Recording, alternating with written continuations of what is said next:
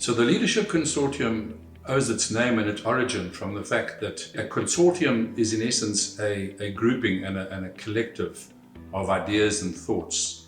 And it's embedded in the fact that leadership per se is not normally in the hands of one person. It should be a collective, it should involve different perspectives, it should involve a broad spectrum of what is possible from the leadership perspective.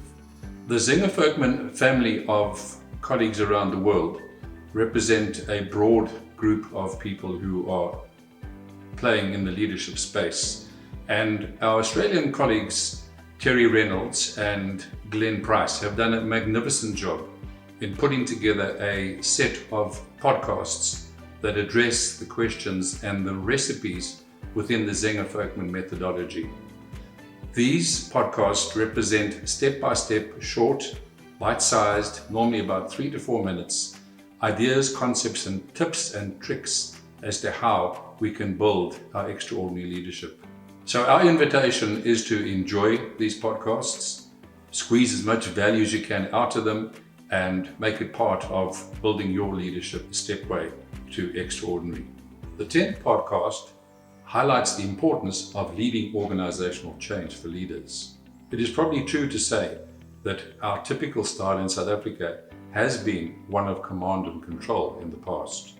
Our experience from best leaders around the world shows that in order to effectively bring about organizational change, we need to be inspiring and motivating as a key part of our leadership competence. This means that we need to be adopting styles that are less push, cajoling, sometimes forcing, and moving to really understand what makes our employees work for us, what inspires them, and how to do that on a consistent basis as part of changing our organizations into the place they need to be.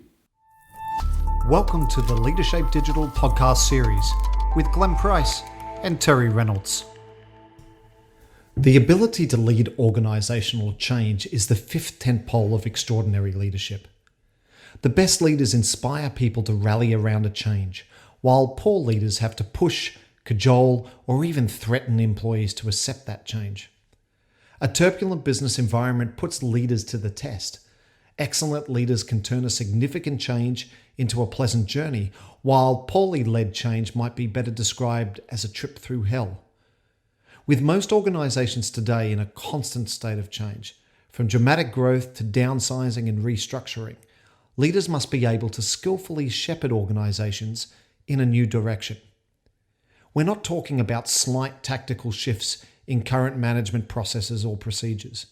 Caretaker managers can keep things going on a steady path. But if the organization is to rise to a significantly higher level of performance, extraordinary leaders must be able to sense the direction of the market and alter the fundamental business model. They must be able to envision and create a new organizational culture. So how do extraordinary leaders approach this task? The challenge in accomplishing change is not only to provide strong direction, but also to get people involved in making the change work. The most effective leaders are able to strike a balance between directing change and involving others. Leaders with strong directing tendencies are often prepared with well-organized plans that they communicate clearly. They maintain control, but sometimes end up with employees feeling that changes are being done to them, but not with them. The end result is that employees resist change and start to distrust management. On the other hand, leaders who favour involving others in change sometimes fail to provide enough direction, leaving employees confused about their role and what they need to do to keep the change moving forward. Sometimes leaders who tend toward involving others are simply unwilling to take risks or to make the tough decisions themselves. Our research shows clearly that both sets of behaviours are necessary for a leader to manage change effectively. Leaders need to help their people understand the specific details of the change and also help them feel involved so that they'll feel committed to the change. Leading organisational change requires that you, 1, create the overarching vision.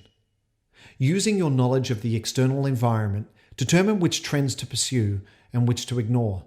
Stay involved in critical decisions and use your influence to shape their outcome. 2, translate that vision into specific objectives, or as we call it, a plan on a page. In order to make the strategic vision happen, break it down to the level of specific tasks and expectations for individual departments and workers. It is up to you to determine how resources will be allocated. You must establish the norms that will shape that culture. And lastly, number 3, balance the need for direction with the need to involve others. Build support for your vision by getting people on board. There's a famous saying that says, some people grin and bear it. Others just smile and change it. And you can as an extraordinary leader.